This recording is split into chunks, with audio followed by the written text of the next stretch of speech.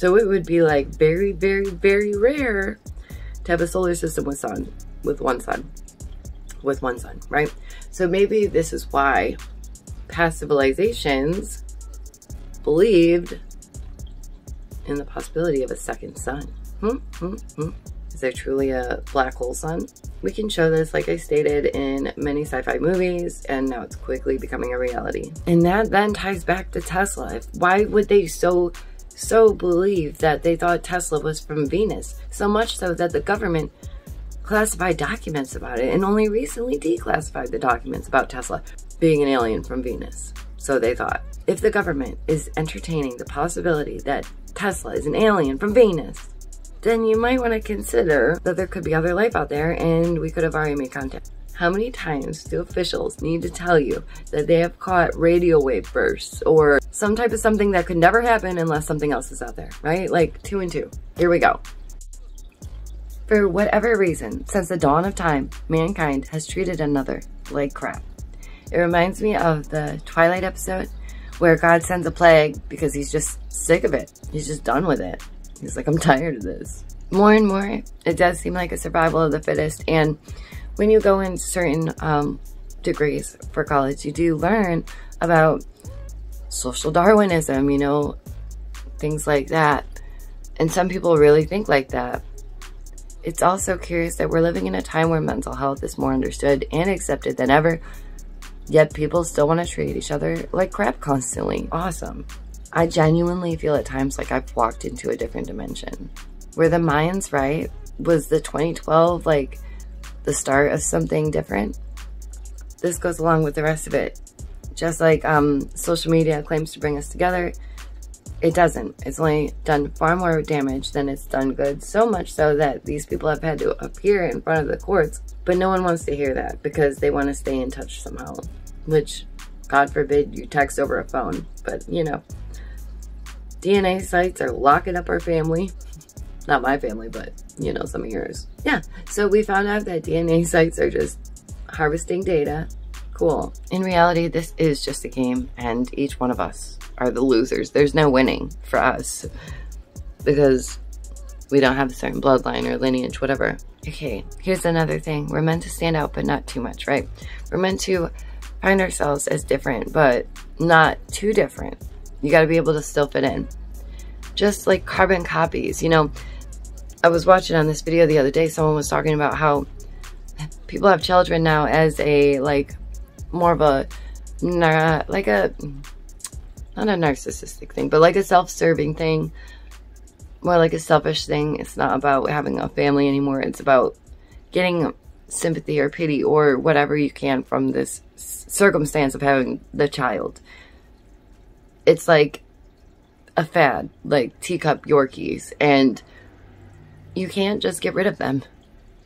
You can't just use them up for all you can and then just get rid of them. Like, people are not trash. I mean, some people are trash, but humans are not trash. Stop throwing away humans. Like, it's so messed up. And consider how that in itself is kind of sad, right? The fact that I've been so conditioned that I can't even leave my house without makeup on. Like, that's how particular we must be about our appearance or our look or whatever. This last, since like the new year, a little bit beforehand, I've even limited like time in the mirror, time of doing makeup, hair. Before, I would spend up to like maybe half an hour, 45 minutes in a day doing my hair and makeup, like making sure it looks all good. I refuse. I refuse to do this any longer. Like, I will spend 10 minutes now tops and I cut it. Done. If I'm not done in 10 minutes, there's nothing left to do. There's nothing left to do. There is no reason to be spending so much time in the mirror like this. There's just not. And here's another thing, is I really feel for those people who get their faces done, who get their lips done. I feel like that's so tragic. Some people, you know, they don't even let their bodies finish developing or flourishing before they decide to start messing with it. And, you know, these things, it costs so much. It costs so much. It is a forever thing that you have to upkeep. And it just seems like a bunch of hassle to me. And also, you know, people, they're just getting more blatant with not just devil worship, but it's not the devil worship, I think, that people need to understand. It's not the devil worship that's like a horrible thing, right? Because even if you really look into it, Satanists are not supposed to be the worst kind of worst. It is the self-absorption. Like, it is the things that people look at as evil that is truly the alarming thing that we should be concerned about. Another part that I'm really curious about is how is it that the U.S. continues to forge forward when others would have been berated for this. I mean, think of Mr. Big Bad himself, the worst guy in the world, essentially.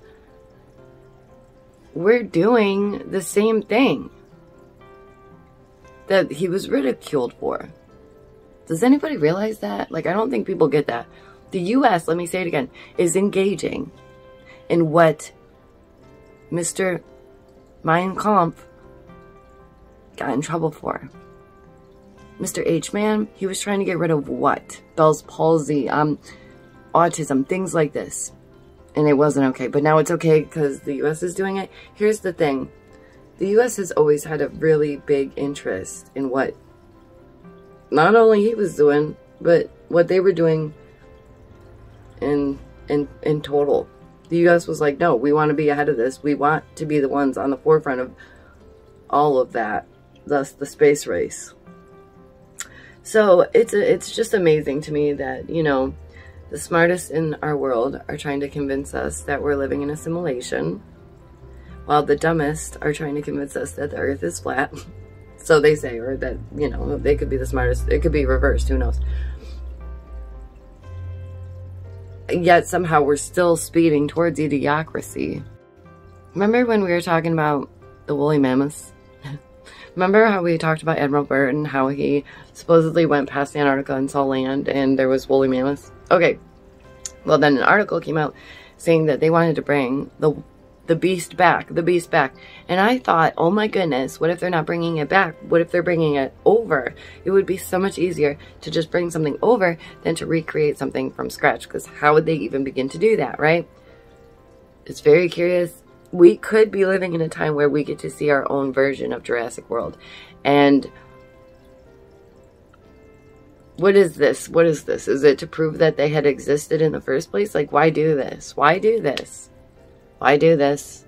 I'm curious. Does anybody have any ideas? Why would they do this? Yeah, I think that we're living in a time that the celebrities, they're falling from grace. I think that's a calculated move. I think people finally realize that they're always trying to sell us something or promote some standard of beauty that is just absolutely absurd and insane. And you probably noticed that I've been a lot more laxed about filters, makeup, all of that stuff, because I'm not trying to set some standard of beauty that's unattainable. It's just stupid. It's so stupid. And what am I sitting here ruining my skin for every day? I can't. We are all beautiful in our own way, and we should be proud of that and accept that. And it took me a long time to get comfortable leaving my house without makeup. And honestly, it feels like the most freeing thing